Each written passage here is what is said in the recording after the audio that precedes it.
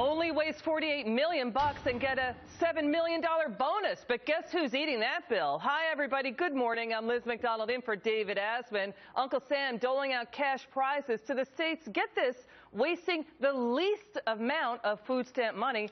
And you heard that one right. Now some saying time for federally enforced work requirements for food stamps to chuck the waste. But will it work? Let's go in focus. We've got Rich Carlgard, Mike Ozanian, John Tamny, Bill Baldwin, Rick Unger, and Sabrina Schaefer. So, Sabrina, fix the waste by making it harder to get food stamps. What do you think?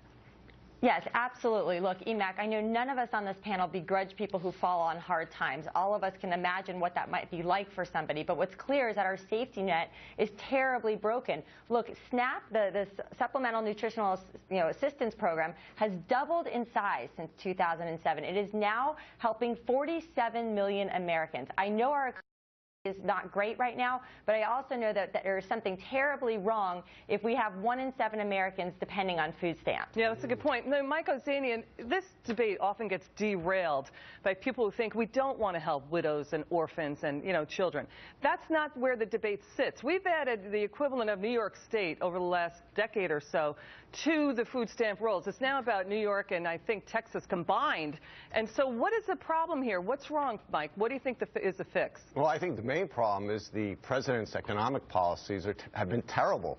I think what you need to take away from this, the big picture, EMAC, is that if you go back to what a real recovery is, in the mid-'80s, the average person was on food stamps for 6 months. Today, after 4 years of the Obama recovery, the average person is on food stamps 9 months. That tells you all you need to know about how bogus President Obama's economic policies are. Yeah, and Rick, here's the issue. The rate of growth is what we're talking about, right, Rick Unger? In other words, it's growing faster than GDP, faster than tax revenue growth. We've been through all sorts of economic downturns, but it's a real explosion in food stamps. Should we bring back work requirements? Well, why don't we look at what's different here? Because everybody always wants to blast by the real reason for this extraordinary growth. People who work at Walmart, ladies and gentlemen, don't make enough money and therefore end up getting food stamps. Coincidentally, who is the biggest beneficiary of food stamps in this country? Walmart in their grocery division. So yes, it's a great idea for people to work, but here's a better idea. Pay people enough when they do work that they don't need food stamps. In the meantime, I still continue to support programs, community service programs. Okay. If people are getting benefits, they can go to work for the community. But that also speaks to Mike Ozanian's point. You got to get better paying jobs and MIC jobs. So Rich Carlgard, I mean, here's the thing. We've weakened, both President Bush and President Obama weakened the job requirement.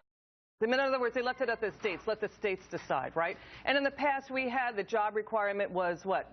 We saw hula classes, Weight Watchers, job training and volunteering qualifies. Should we bring back the work standard into welfare in order to cut the food stamp rolls? Yes, we have to. We simply have to make getting on food stamps less appealing for adults who are healthy. People between the ages of 18 and 65 who are healthy should not be on food stamps, and if they are, they should have a work requirement. Of course you exempt children. Of course you exempt the truly disabled, not the fake disabled. Of course you exempt people that are old. But look, the expansion has come in this 18 to 65 area, and that just doesn't wash. The economy is not the strongest that it's ever been, but unemployment is down to 6.1%. The recession has been over for 5 years. We need to peel back the number of people on food stamps.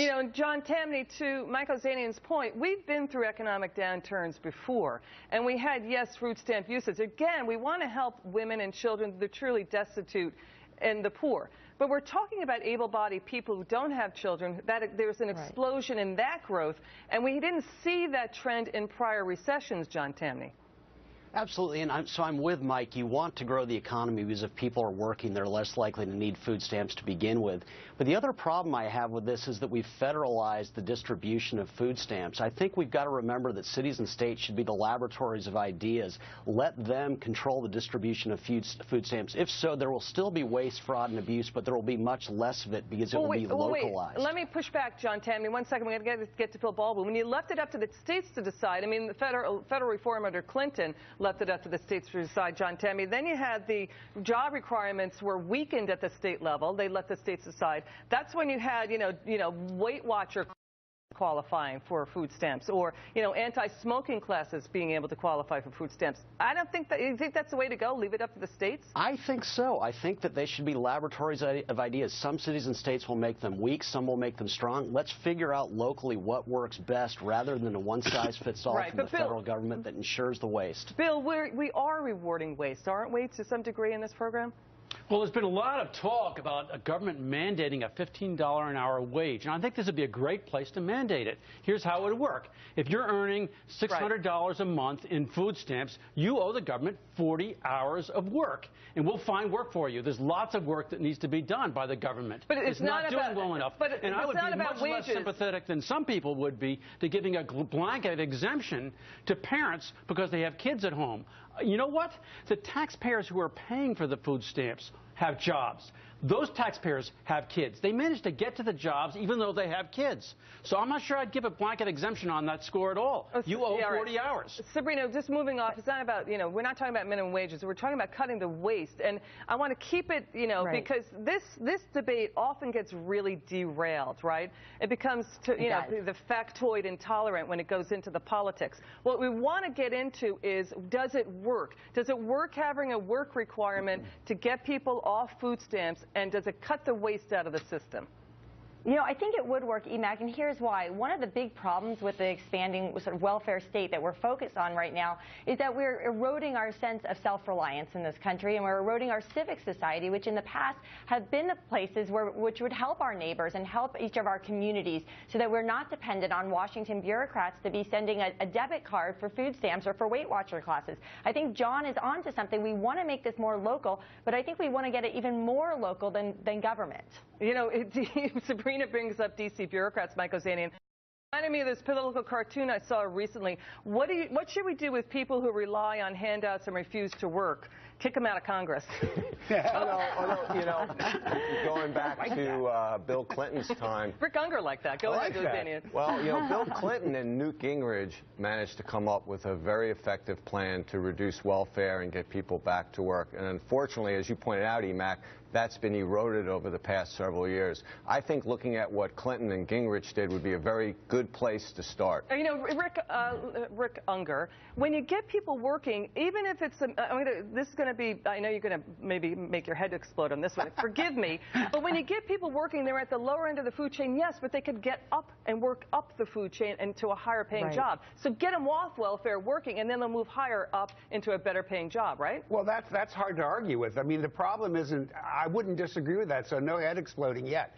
But I do think that as they do move up, you've got to pay them a livable wage. And what we still have going on in this country is income inequality to the point that it is now the biggest problem. Rich, go ahead. The problem.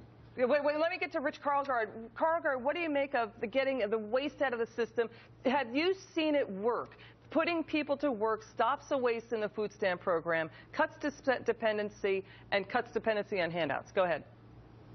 Well, if we cut the number of people on food stamps back to 2006 levels, that would be nearly cutting it in half. Without doing anything, you would cut fraud in half. So we have to start by doing that, and then you can go to work on fraud.